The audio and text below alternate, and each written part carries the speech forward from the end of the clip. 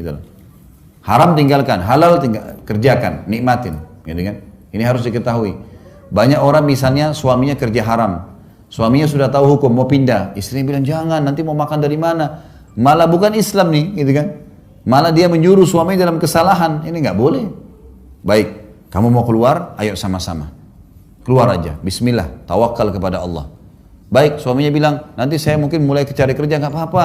Kamu beli nasi uduk 1 bungkus, kita makan berdua, nggak apa-apa. Ini cinta kok ini, gitu. Harusnya dukung, gitu kan? Ini namanya menerapkan Islam. Anak-anak juga Bapak Ibu sekalian ya. Anak-anak itu dari kecil. Anak perempuan pakai jilbab, daripada topi-topi pakai jilbab. Laki-laki biasain ke masjid. Subhanallah, saya punya pengalaman. Alhamdulillah Allah kasih saya 6 orang anak. Ada 5 orang perempuan, 1 laki-laki. Yang perempuan-perempuan ini dari kecil, saya bilang istri saya, pakaiin jilbab dari kecil. Masih baik pakaiin jilbab kecil, lucu kok, masya Allah. Kalau ada orang tua bilang panas, topi juga panas, gitu kan? Pakai jilbab. Subhanallah, karena sudah terbiasa anak-anak perempuan saya pakai jilbab, sampai pernah terjadi saya pulang taklim di Jakarta. Biasanya saya parkir mobil, kemudian saya naik motor. Panggil anak-anak saya yang masih kecil-kecil, ayo ke supermarket dekat rumah, belanjain mereka coklat apa segala gitu. Kakaknya udah keluar pakai jilbab, naik di motor, adiknya masih di dalam. Terus saya panggil, kebetulan ini kisah anak saya, Suad namanya, dia masih di dalam. Saya panggil Suad, gitu. Dia nggak nyaut. Ayo nak, ya. Saya kebetulan saya suruh anak-anak saya panggil saya Abati. Abati itu sama dengan Nabi Ibrahim waktu dipanggil sama anaknya Ismail, ya Abati. Wahai ayahku yang tersayang, gitu ya. Jadi mereka panggil saya Abati. Terus saya tanya, ayo Suad, kenapa belum keluar? Gak ada suara. Abati sudah nunggu nak.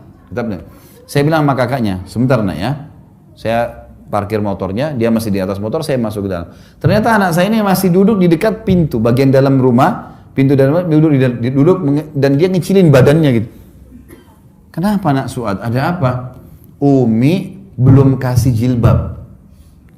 Anak ini tidak mau keluarkan kakinya dari depan pintu kalau nggak pakai jilbab. Waktu itu kelas 2 SD.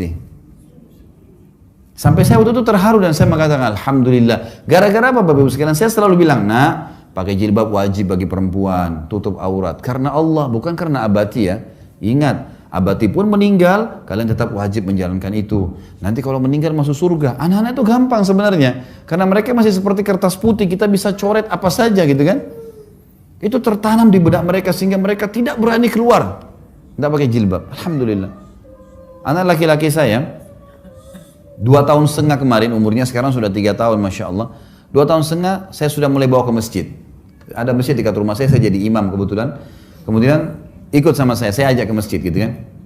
Wais namanya, Wais ayo ke masjid ya, sholat nak. Iya. Dia masih belum terlancar ngomong kan, ikut ke masjid. Masjid dia lihat saya jadi imam, dia sholat di sebelah saya gitu. Saya kalau habis sholat biasanya saya taklim, ada kultum, dosa-dosa besar saya baca gitu, baca buku. Anak saya ini supaya lihat sekali aja, dia cuma sekali lihat saya. Saya jadi imam, dia lihat cara sholatnya. Kemudian dia lihat saya juga habis sholat ambil buku, ada buku di situ saya baca gitu. Yang kedua kali saya bawa ke masjid Bapak Ibu sekalian, dia masuk ke dalam masjid, habis salam buku itu diambilin sama dia, dibawa kasih saya. Umurnya 2 tahun setengah, dikasih disuruh baca. Saya berdiri, saya pegang, saya baca. Diperhatikan sama dia gitu. Yang ketiga kali, yang keempat kali, yang seterusnya saya bawa dia ke masjid, dia ambilin buku, dikasih sama saya berdiri ceramah, dia ambil buku lain, dia juga ceramah. Di sebelah saya, dia ngoceh-ngoceh saja. Sampai kadang-kadang jemaahnya ada yang ketawa gitu. Tapi dia ngomong saja, sambil dia ikuti cara saya, pegang buku, dia juga ngomong, lihat saya sambil ngobrol. Dia ngomong aja. Bagi saya positif saja. Alhamdulillah di umur 2 tahun setengah, dia tahu masjid untuk sholat. Sampai istri saya bilang pernah satu waktu saya nggak bisa antar, dia naik taksi. Lalu pas azan, dia teriak langsung sama supir taksinya. Azan, sholat. Sama supir taksi. Kata istri saya, takutnya nanti ini supir saya tersinggung nih. Tapi dia bilang gitu. Dia bilang gitu. Alhamdulillah. Saya ke masjid naik motor sama dia. Terus setiap ada jemaah yang lewat di situ dekat rumah, kebetulan ada jemaah-jemaah rutin. Saya bilang, Assalamualaikum Pak, Assalamualaikum. Ini Wes ini perhatiin rupanya, anak saya ini perhatiin. Pulang dari masjid, lewat lagi dengan jemaah, dia yang bilang, Kum. Dia yang salam. Lihat pola pendidikan yang kita terapin. Cepat sekali mereka itu. Dan selalu sudah begitu. Masuk rumah sudah salam, Assalamualaikum, sudah Assalamualaikum. Dia sekarang sekolah. masuk SD. Baru tadi istri saya cerita, guru-gurunya di sekolah sering ketawa, terhibur kalau anak ini ke sekolah. Jadi kalau lewat teman-teman sekolahnya, teman-teman perempuannya, dia tutup matanya, dia bilang, bukan mahram.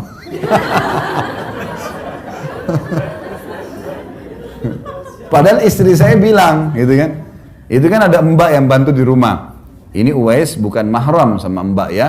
Gak boleh lihat kalau mbak begini, kalau mbak gak pakai jilbab, gitu-gitu sama dia. Rupanya dibawa ke sekolahnya itu. Ditutup matanya sama dia. Dan banyak sekali saya lihat. Jadi ternyata itu pola pendidikan, gitu kan. Gimana caranya kita membiasakan saja. Baik. Termasuk dalam ini teman-teman sekalian adalah seringnya memberikan salam ya. Kalau masuk rumah kita salam, masuk kamar salam. Ingat hadis Nabi SAW mulia itu. Kata Nabi SAW, siapapun yang masuk ke rumahnya lalu dia berikan salam, walaupun tidak ada orang, sendirian, maka syaitan di sekitar rumahnya, dan baca lengkap ya, Assalamualaikum warahmatullahi wabarakatuh. Assalamualaikum itu 10 pahalanya, warahmatullah 10, wabarakatuh 10. Ini pernah terjadi di zaman Nabi SAW. Nabi lagi dulu di majelis ilmu, ada orang datang lalu mengatakan Assalamualaikum. Nabi jawab, Nabi mengatakan SAW, lahu asyara, orang ini dapat 10 pahala. Masuk orang kedua, bilang Assalamualaikum warahmatullah. Lalu kemudian Nabi jawab, Nabi mengatakan lahu ishrun, orang ini dapat 20 pahala. Masuk orang ketiga mengatakan lengkap, Assalamualaikum warahmatullahi wabarakatuh. Nabi SAW jawab, Nabi mengatakan lahu thalathun, orang ini dapat 30 pahala. Jadi jangan sia-siain tuh. Apa kata Nabi SAW? Kalau seseorang mau masuk rumahnya lalu dia memberikan salam, ada orang gak ada orang, maka syaitan di sekitar rumahnya berkata pada teman-temannya, tidak ada tempat nginap buat kalian malam ini. Gak bisa masuk rumah kita karena kita salam. Dan kalau dia makan membaca bismillah, syaitan akan berkata juga di sekitar rumah sama teman-temannya, tidak ada makan malam buat kalian malam ini. Ucapin salam, biasakan ketemu anak salam, telepon salam. Di rumah juga itu teman-teman sekalian harus dijaga. Semuanya harus terasaskan Islam. Maaf, ini teman-teman di Bali, ya, karena di sini banyak orang-orang yang suka dengan patung, ya. Itu orang Islam rumahnya nggak boleh ada patungnya tuh. Ya. Harus hati-hati karena patung itu tidak masuk malaikat. Untuk lebih jelas, Bapak Ibu beli buku judulnya Rumah-rumah yang tidak dimasuki malaikat. Mungkin harganya sekitar 30.000 rupiah kok. Jadi kalau mau dipasang pun mungkin hiasan air mancur, tumbuh-tumbuhan. Tapi kalau manusia, hewan, jin atau malaikat, ini dilarang karena ada hadis yang mengatakan rumah yang ada patungnya, ya, itu tidak akan atau anjing warna hitam, anjing ya umumnya, maka tidak akan dimasuki oleh malaikat. Artinya dimasuki oleh syaitan kalau tidak ada malaikat. Baik, yang ke-9, nasihat menasihati. Saling mengingatkan.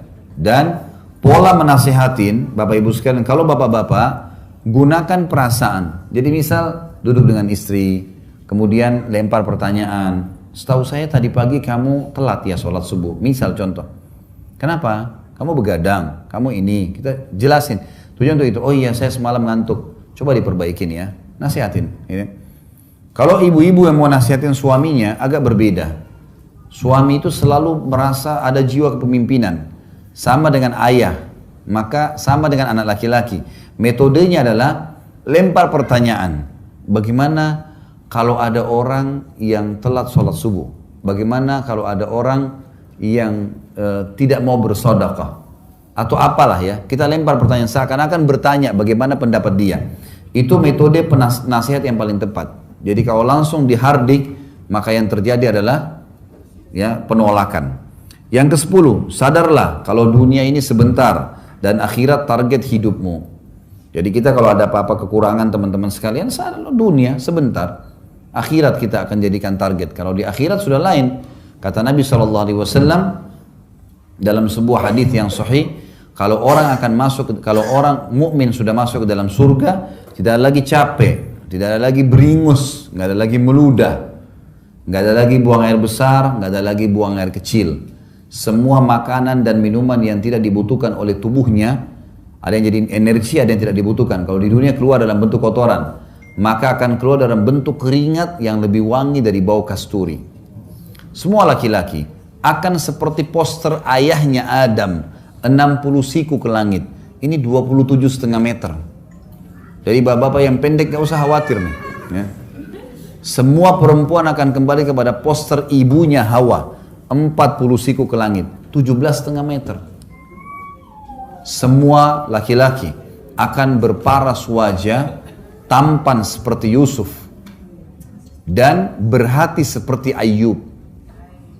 Nabi Ayub itu sangat luar biasa. Nabi Ayub tidak pernah marah, gak pernah marah, selalu memaafkan, selalu lembut. Nabi Ayub hatinya berbeda gitu kan.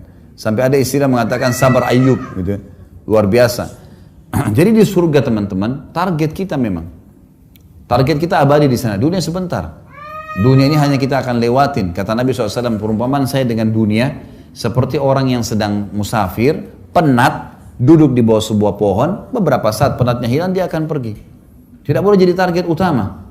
Target kita akhirat teman-teman sekalian. Maka jangan semua jadi asas. Ingat, mobil mewah, rumah yang mewah, tas yang bermerek, harta yang menumpuk, itu hanya, kalaupun mobil kita bagus, paling jauh hanya diparkir di pagar kuburan, di luar pagar kuburan. Nggak akan ada dimasukkan liang lahat, tas bermerek, segalanya tidak ada. Kita lahir dengan telanjang badan, dibungkus dengan satu lembar selimut, kita juga meninggal dibungkus dengan kain kafan saja. Nggak ada yang dibawa, semuanya akan ditinggalkan. Maka jangan jadikan dunia sebagai target. Untuk apa jor-joran ribut gara-gara urusan dunia? Gitu kan? Ada orang rebut-rebutan warisan sama saudaranya hanya karena masalah dunia. Dunia ini kecil Bapak Ibu sekalian. Bapak Ibu pasti sudah sering naik pesawat. Kalau naik pesawat kita bisa lihat kalau lagi pas mau take off atau sudah take off atau landing. Di atas tuh waktu belum jauh sekali kelihatan kita akan lihat tuh mobil. Subhanallah, mobil-mobil semewah apapun sudah tidak kelihatan, cuma seperti gentong-gentong mainan kecil yang jalan. Gak ada nilainya. Orang berebut berlian kalau orang punya berlian seperti bola basket kayaknya luar biasa. Tapi kalau kita lihat dari atas pesawat udah nggak kelihatan. Tanah anggap di tengah-tengah Denpasar sini 1000 kali 1000 meter, miliaran, mungkin sudah triliunan harganya. Baik, kalau kita naik pesawat masih kelihatan tanah itu. Sudah nggak kelihatan, semua dunia akan kita tinggalkan. Maka ingat, target kita akhirat, selalu akhirat.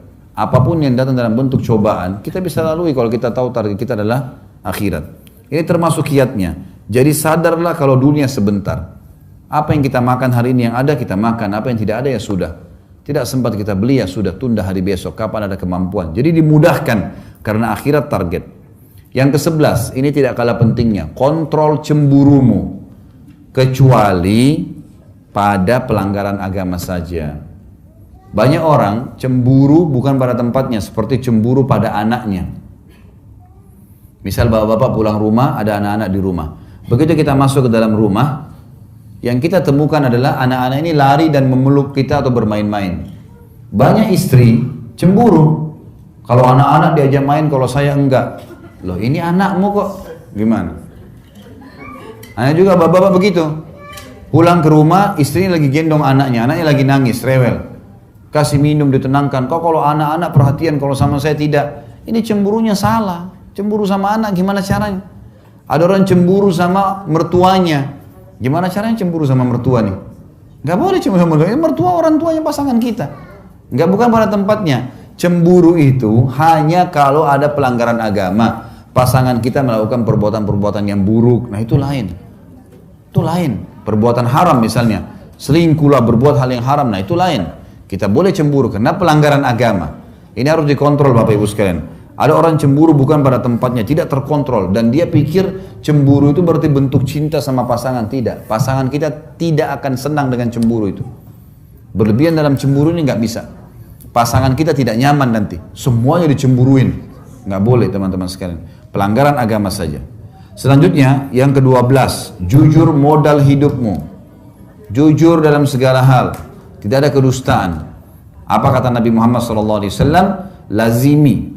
Lazimi kejujuran walaupun di depan matamu kehancuran, dan tinggalkan kebohongan walaupun di depan matamu keberhasilan.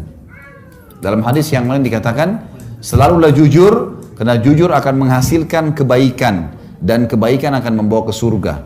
Seseorang terus saja jujur sampai Allah catat dia menjadi siddiq. Siddiq itu orang yang bersama dengan nabi-nabi di surga tertinggi. Minan nabiyina was-siddiqina wasyuhada'i was-salihin, gitu kan. Kemudian jauhi dusta, karena dusta akan bawa kepada perbuatan buruk, pelanggaran, dan perbuatan buruk akan bawa ke dalam api neraka. Seseorang terus saja dusta sampai dicatat di sisi Allah sebagai pendusta. Jujur teman-teman sekalian. Jujur. Apa saja jujur, sampaikan apa adanya. Jujur itu walaupun kita salah, akan mengklirkan masalah pada saat itu. Kita salah nih, kita bilang, oh iya saya salah, saya perbaiki. Selesai. Memang pahit, tapi selesai, clear. Daripada kita dusta, besok ditanya dusta lagi, lusa dusta lagi, dusta datangin saudaranya dusta yang lain, dosa dari dosa ke dosa, jadi masalah. Dan sekecil apapun dosa akan ada konsekuensi pembersihan, harus hati-hati. Hati-hati. Jangan pernah menghayal teman-teman buat dosa lalu tidak dihukum sama Allah, nggak bisa. Ada kucing lewat, kita tendang kucing itu. Kita anggap kucing itu tidak akan melawan. Nggak bisa. Satu waktu, ingat, Tuhan kita dan Tuhan kucing itu sama. Allah akan hukum kita. Tiba-tiba kita jalan, sepatunya baru, jalannya rata, keseleo. Kelipat kakinya keseleo, tidak ada sebab. 2 minggu sakit, akibat menendang kucing yang 1 menit tadi. Gitu. Bahaya sekali. Orang berzina 1 jam di hotel. Dia pikir tidak ada masalah. Teman-teman sekalian, 1 jam itu demi Allah akan dibalas oleh Allah nanti. Dibalas oleh Allah. Bisa kena penyakit setahun, 2 tahun, gara-gara berzina tadi 1 jam. Harus hati-hati. Jangan dianggap orang buat dosa tidak ada masalah gitu. Jadi harus teman-teman sekalian jujur, clearkan masalah. Dan ada satu hal saya mau berbagi di sini kiat teman-teman. Kalau seandainya kita melakukan satu perbuatan baik, kalau ditanya jawab. Kalau kita kalau perbuatan baik tidak kita lakukan, ditanya jawab. Sebentar akan jelas dengan contoh ya. Saya ulangi. Kalau kita berbuat satu kebaikan, misal Bapak Ibu hadir ke sini, gitu kan? Ada yang tanya, kenapa hadir? Jawab, saya mau hadir ke majelis taklim. Mau kemana? Kita mau ke masjid. Saya mau sholat. Jawab. Karena jawaban terhadap pertanyaan itu penting. Kalau orang sudah lempar pertanyaan, butuh jawaban. Perbuatan baik kita kerjakan, ditanya, jawab kenapa. Kalau perbuatan baik tidak kita kerjakan dan ditanya, jawab. Misal, kita musafir nih. Saya biasa kasih contoh kalau Jakarta, dari Jakarta ke misal ke Cirebon atau ke Jawa Tengah lewat tol Cikampek. Hari Jumat, bapak-bapak harus sholat Jumat kan? Tapi musafir gugur Jumatnya. Baik, kita mampir di masjid, salah satu di pinggir jalan tol, ternyata orang baru bubar sholat Jumat. Ada satu bapak tanya kita, loh bapak nggak sholat Jumat ya? Ingat, perbuatan baik sholat Jumat. Tapi ditanya sekarang, nggak sholat Jumat ya? Jawab, saya musafir. Kan gitu, jelas. Baik, kita simpan di sebelah. Sekarang perbuatan buruk kalau kita kerjakan, jelaskan kenapa dikerjakan. Perbuatan buruk tidak dikerjakan, jelaskan kenapa. Maksudnya begini. Misal teman-teman sekalian, ini gelas saya tidak sengaja kesentuh, jatuh. Pelanggaran, buruk kan? Kenapa kok saya jatuhin gelas, jatuh misalnya. Saya pinjam mobil teman, tabrak sesuatu. Kan salah ya. Perbuatan salah. Baik, kalau kita melakukan satu perbuatan salah, jangan diam, jelaskan. Memberikan penjelasan terhadap perbuatan kita, maaf ya, saya salah. Tapi tadi saya tidak sengaja kesentuh, jatuh. Menjelaskan kenapa, mengkelirkan masalah di dalam dirinya orang itu. Sama halnya ini yang digarisbawahi teman-teman sekalian. Tadi kan mengerjakan perbuatan salah. Tidak mengerjakan perbuatan salah, jelaskan. Contoh begini, ada teman-teman yang sudah ikut pengajian, kemudian sudah berubah nih, nggak mau lagi ke diskotik, nggak mau lagi buat dosa. Teman-temannya banyak. Sekarang teman-temannya telepon, banyak orang yang terjadi di Jakarta ya. Temannya telepon nih, mau diajak ke diskotik janjian malam minggu. Dia mau angkat serba salah, udah biarin aja deh sampai nggak diangkat. Begitu sudah 3 kali temannya miss call, dia alhamdulillah dia sudah tidak telepon lagi. Jadi kesannya kayak lari. Kan gitu. Kira-kira besok dia telepon lagi nggak? Telepon lagi. Caranya gimana? Angkat telepon itu. Assalamualaikum, waalaikumsalam. Ayo kita ke diskotik yuk. Waduh maaf, saya sudah ikut pengajian sekarang. Setahu saya itu nggak boleh. Nanti jadi begini. Nah kamu sekali-kali hadir pengajian saya. Nah. Insya Allah besok lusa nggak bakal ditelepon tuh. Nah. Tapi sudah clear.